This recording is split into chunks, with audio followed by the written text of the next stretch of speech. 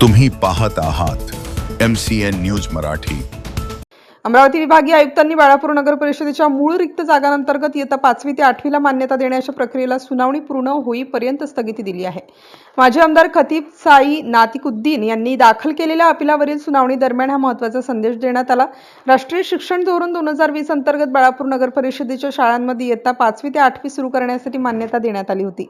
मात्र या निर्णयाला आव्हान देत दाखल करण्यात आलेल्या अपिलावर सुनावणी घेतल्यानंतर विभागीय आयुक्तांनी मान्यता प्रक्रियेवर अंतरिम स्थगिती लागू केली आहे। या प्रकरणात अपीलकर्त्यांची बाजू ॲडव्होकेट संतोष रहाटे यांनी मांडली। प्रकरणाची पुढील सुनावणी 19 ऑगस्ट 2026 रोजी होणार असून तोपर्यंत मान्यता प्रक्रियेवरील स्थगिती कायम राहणार असल्याचे वृत्त प्राप्त झाले आहे। प्रशासकीय कारणास्तव सुनावणी पूर्ण न झाल्यास पुढील सुनावणीपर्यंत ही स्थगिती लागू राहील। दरम्यान संबंधित शिक्षण विभाग तसेच बाळापूर नगर परिषद प्रशासनाला या आदेशाची माहिती देण्यात आली असून आवश्यक ती कार्यवाही करण्याचे निर्देशही देण्यात आले आहेत। MCN न्यूज मराठीकरिता शेख जावेद भाईजान, बाळापूर।